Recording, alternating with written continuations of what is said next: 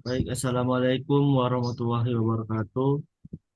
Perkenalkan, kami dari kelompok 6 ingin mempresentasikan tugas UTS Rekayasa Perangkat Lunak yang berjudul penggunaan metode black box dan white testing.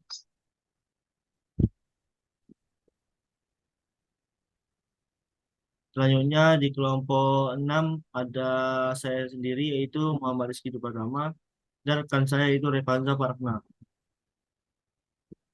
Selanjutnya saya akan menjelaskan pengertian metode black box dan white test box testing. Black box testing aplikasi point of sales post of Dhanendra Kansa testing merupakan tahapan evaluasi yang bertujuan untuk menentukan kenyamanan pengguna dalam menggunakan perangkat lunak berdasarkan metrik tertentu. Di sisi lain, menurut sumber lain, pengujian sangat penting karena tujuan pengujian adalah untuk memastikan kualitas perangkat lunak dan juga dapat menjadi pemeriksaan akhir pengkodean, desain, dan spesifikasi. White box testing adalah pengujian perangkat lunak pada tingkat alur kode program. Apakah masukan dan keluaran yang sesuai dengan spesifikasi yang dibutuhkan. Dan pengujian yang didasarkan pada pengujian dengan desain program secara prosedural. Secara struktural, pengujian berbasis logika atau pengujian berbasis kode. Berikut adalah langkah-langkah black box dan white box. White box testing yaitu memahami kode sumber, selanjutnya membuat test case berdasarkan struktur, dan selanjutnya menentukan jalur eksekusi, menuliskan dan menjalankan unit test, menganalisis output atau jika ada error, selanjutnya itu memperbaiki kode jika ada error.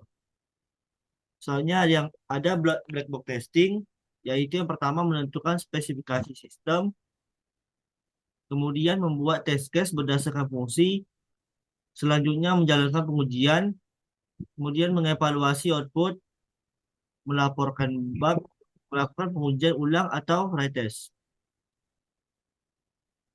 Soalnya ada tujuan white box testing dan black box testing.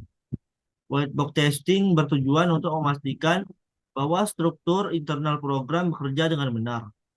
Tujuannya yaitu meliputi menguji alur logika program secara menyeluruh, menjamin semua jalur dalam kode telah diuji, menemukan kesalahan tersembunyi dalam kode. Sedangkan black box testing bertujuan untuk memastikan fungsionalitas sistem sesuai dengan kebutuhan pengguna, tanpa melihat struktur internal kode. Tujuannya yaitu meliputi mengonfirmasi bahwa sistem bekerja sesuai spesifikasi, menguji semua fungsi utama dari aplikasi, menemukan kesalahan dari perspektif pengguna. Ya, kemudian ada alur diagram black box dan white box testing. Black box testing ke equivalence class partitioning, kemudian ke boundary value analysis. Sedangkan white box testing ada foul based, statement coverage, brand coverage, condition coverage, dan patch coverage. Selanjutnya akan dijelaskan rekan saya yaitu Revanza Parakna. Baik, selanjutnya adalah alur diagram black box dan white box testing. Pengujian black box memiliki peran penting dalam pengujian perangkat lunak, yaitu untuk memvalidasi fungsi keseluruhan sistem apakah telah bekerja dengan baik. Pengujian black box bersifat dinamis. Di antaranya, pengujian black box adalah salah satu pengujian yang sering digunakan karena pengujian ini tidak perlu mengetahui apa isinya. Cukup melakukan pengujian bagian luarnya. Pengujian ini hanya melibatkan antara input dan output. Pengujian ini juga menangani kebutuhan pelanggan dari input yang valid maupun tidak valid. Pengujian black box memiliki peran penting dan pengujian perangkat lunak yaitu untuk memvalidasi fungsi keseluruhan sistem. Apakah telah bekerja dengan baik? Pengujian black box bersifat dinamis, pengetahuan program atau struktur dalam perangkat lunak. Penguji yang menggunakan pengujian black box tidak memiliki akses untuk mengetahui kode sumber dan arsitektur sistem. hanya melalui antarmuka dengan memberikan input dan memeriksa output tanpa mengetahui bagaimana input dioperasikan hingga menjadi sebuah output.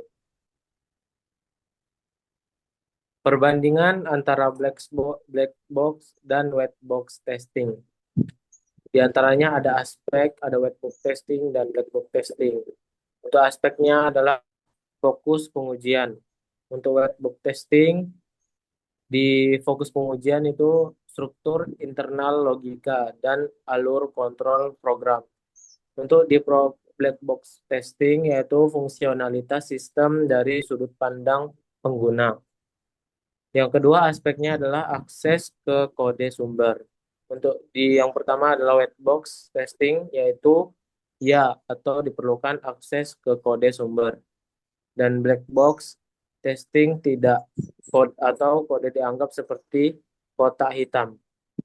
Selanjutnya pengetahuan teknis. Untuk white box testing yaitu tidak tinggi, perlu pemahaman tentang pemrograman. Untuk black box testing rendah, sedang, cukup memahami spesifikasi sistem. Dan yang keempat dilakukan oleh yaitu white box testing pengembang atau software engineer, dan black box testing QA tester atau end user tester. Seterusnya teknik umum. Untuk white box testing yaitu statement coverage, path testing, loop testing. Untuk black box testing equivalence,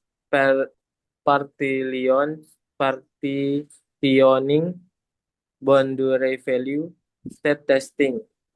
Untuk seterusnya tingkat pengujian white box testing, unit testing, integration testing, dan untuk black box testing, system testing, acceptance testing. Dan tujuan utama untuk white box testing mendeteksi kesalahan logika dan alur eksekusi. Untuk black box testing menjamin sistem sesuai kebutuhan pengguna. Dan terakhir contoh kasus. Untuk white box testing memastikan sebuah if atau else atau loop bekerja dengan benar. Untuk black box testing yaitu memastikan fitur login berfungsi dengan input valid. Kesimpulannya adalah berikut adalah beberapa hasil yang dicapai berdasarkan penelitian dan perbandingan yang telah dilakukan di atas. Maka dapat disimpulkan black box testing atau fungsional beberapa yang penulis simpulkan dari black box testing adalah pengujian dilakukan berdasarkan apa yang dilihat. Fokus terhadap fungsionalitas dan output dari perangkat lunak. Pengujian dilakukan untuk menguji desain perangkat lunak, dilakukan oleh penguji yang independen, tidak memerlukan penguji yang mengetahui dengan jelas programming atau penulisan kode program. Black box testing dilakukan setelah white box testing selesai dilakukan. White box testing atau struktural, kesimpulan penulis tentang testing white box testing yaitu pengujian yang dilakukan berkaitan dengan keamanan dan performa dari perangkat lunak atau termasuk pengujian terhadap kode, implementasi, alur data, dan kemungkinan kegagalan dalam perangkat lunak.